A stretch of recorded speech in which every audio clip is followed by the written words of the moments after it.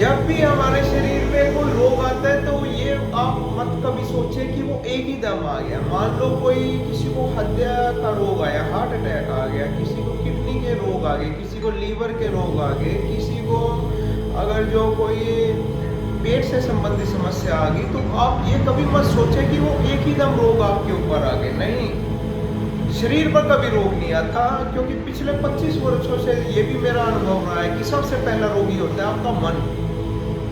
अब आप सोचेंगे कि मन कैसे रोगी होता है। मैं आपको बताता हूँ कि जिस वक्त आपको क्रोध ज्यादा आने लग जाए, बहुत ज्यादा क्रोध आने लग जाए, तो उस वक्त आप समझ लें कि आपको हत्या के रोग आने की संभावना हो चुकी है। जैसे आपका क्रोध बढ़ेगा, आपका बीपी बढ़ेगा, और बीपी बढ़ने के साथ ही आपको हार्ट अटैक आ जाएगा। ये हार्ट अटैक कभी भी एकदम नहीं आता। इसके पीछे का जो कारण है वो मानसिक तौर पे है। सबसे पहले मन में क्रोध आने शुरू हो जाएगा तो समझे कि आपको हार्ट का रोग आने वाला है। और दूसरा, जब आपके मन के अंदर घृणा के, ईर्ष्या के भाव आने शुरू हो जाए, तो आप ये समझ लें कि आपको किडनी के या लीवर के डिसीज होने शुरू हो जाए। जब भी आप किसी से घृणा करेंगे, किसी से ईर्ष्या करेंगे, आपकी प्यास खत्म हो जाएगी, आपको भूख लगनी बंद हो जाएगी, क्योंकि लीवर ऐसे हार्मोन्स बनाने शुरू कर देगा जो खुद कोई शरीर चलाने लग जाएगा।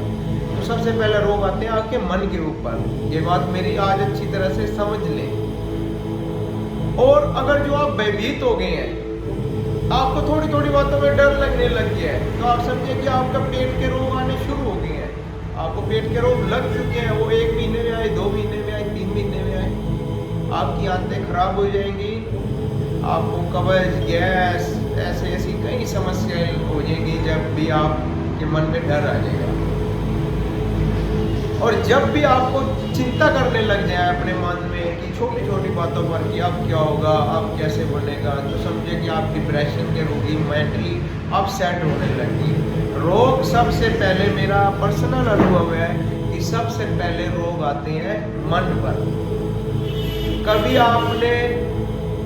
आप देखें कि आप कितने पीछे आप याद करें तो आपको शायद याद भी नहीं होगा कि आप कितने बारी खिलखिलाकर हंसे, कि हंसते हंसते आपका पेट दर्द हो गया, कभी बचपन में। उसके बाद तो आप हंसना भूल गए, कोई दिखे तो झूठी मुस्कुराहट कर दी थोड़ी सी, और बस आपने वो कहीं तो वो भी नहीं करते, उनके मतलब कि इतना अंदर होता है कि वो झूठा भी नहीं मुस्कुरा सकते। और खिलखिलाकर हंसना, आप बच्चों की तरह तो खिलखिलाकर हंसे हुए भी आपको मुद्दत हो गई होगी, बहुत ज़्यादा समय हो गया होगा।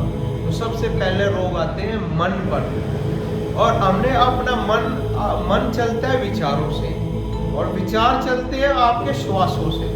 इसीलिए योग में प्राणायाम को कहा गया है कि जब भी आप प्राणायाम करेंगे, श्वास विचार को नियंत्रित में करेंगे, और जब विचार नियंत्रित होंगे तो आपका मन भी स्थिर हो जाएगा। एक श्लोक है पतंजलि योग सूत्र में कि जैसे ही स्थिर श्वास और स्थिर चित्त, कि अगर श्वास स्थिर हो जाते हैं तो आपका मन भी स्थिर हो जाता है। इसलिए योग को निवार्य कहा गया है। और हर्बल वे ऑफ लाइफ से आप जुड़े। सुबह डेरा बाबा सवारनाथ जगाधरी में योग का कार्यक्रम 7 से 9 चलाया जाता है, और निःशुल्क है आप लोगों के लिए, बिल्कुल निःशुल्क। सुबह 7 से 9 डेरा बाबा सवारनाथ जगाधरी में योग का कार्यक्रम चलाया जा रहा है, और हमारी तरफ से बिल्कुल निःशुल्क हर गांव, हर मोहल्ले में योग के शिविर लगाए जा रहे हैं। अब इतना प्रयास तो हम कर रहे हैं, कुछ प्रयास तो आप लोगों को भी करना पड़ेगा कि अगर जो आप वहाँ आ सकते हैं तो वहाँ आए, वरना आप ऑनलाइन देख सकते हैं इस सारे योग को, और अपने घर में ही कर सकते हैं। और हमारे व्हाट्सएप ग्रुप से जुड़ें, बिल्कुल निःशुल्क है ये आप लोगों के लिए। आप जुड़ें और अपने शारीरिक मानसिक स्वास्थ्य को प्राप्त करें, क्योंकि आपके स्वास्थ्य के साथ ही आपके परिवार के 4 और व्यक्तियों का स्वास्थ्य जुड़ा हुआ है। क्योंकि अगर जो एक घर में एक व्यक्ति भी बीमार हो जाता है तो वो अपने आप को बीमार ना समझें। मान लो आप भी बीमार हैं तो आपकी धर्मपत्नी को आपकी सेवा करनी पड़ेगी, आपके बच्चों को आपका खर्चा करना पड़ेगा। और जो आप आजकल आजीविका के साधन भी सीमित ही हैं, तो इतने महंगे खर्चों से बचें और उस परमपिता परमात्मा का नाम लें, और हर्बल वे ऑफ लाइफ से जुड़कर योग, आयुर्वेद, प्रकृति चिकित्सा को अपनाएं। बाकी हर हर महादेव।